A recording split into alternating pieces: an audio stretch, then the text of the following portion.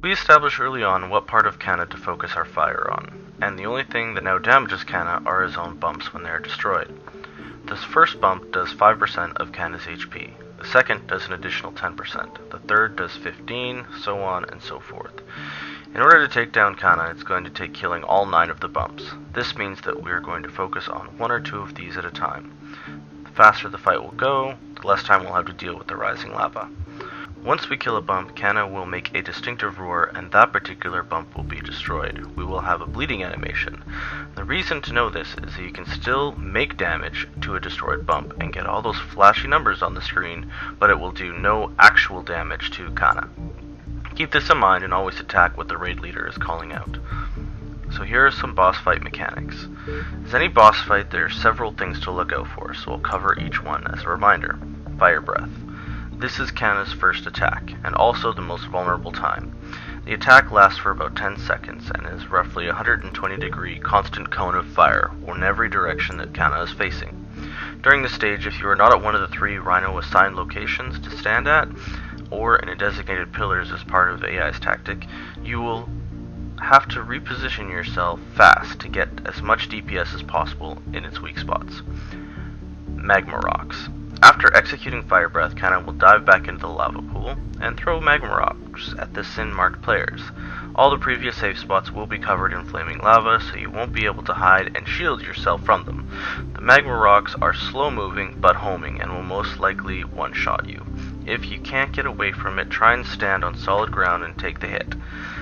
That way you can at least control where your corpse will be in order for us to revive you. Then there's the charge attack. This is Kana's second attack. It creates an explosive AoE that covers roughly 25% of the arena. Stay far away from this attack area. Also, when charged attack connects, it creates several large red impact circles on the ground, indicating that there are falling rocks are going to land there. So stay away from that area. Much like when the chosen drop pod is about to land, you'll see it like that. Then there's the fire spiders. They do spawn in fewer numbers from regular Kana, but will blow up close to the player regardless of being shot by the player or not. Their damage is increased, but their purpose is to drain your jet energy, so pay attention before you jump or you might end up in the lava. Then there's the rising lava.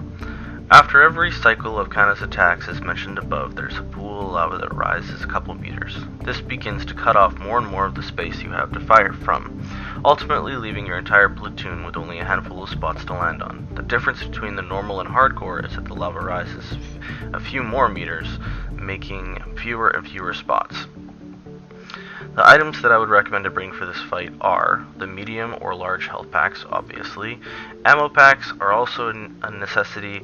Adrenaline injectors will increase your rate of fire, so those are handy to have. Hacked chosen drones, if available, to protect yourself from the lava rocks. And mosquito wings for when you're starting to run out of places to land. So Kana has 9 weak spots and bumps that need to be killed. The places of the Kana bumps are on the screen, as you can see here. The kill order will be starting from the bottom and working our way up. The lower blowhole ball from the bottom left-hand right side, and those 3 bumps need to be destroyed, and then move on to the midsection, and then of course we just go up from there. So work from the bottom and go up. The main reason for this kill order is that every full attack cycle of Kana, the lava will rise a few meters, and it makes basically easier to hit. This tactic involves 3 rhinos being placed evenly apart around Kana, with the necessary abilities, items, and mods, and each rhino will have to have a designated dragonfly to heal and support the rhino and the close area around him.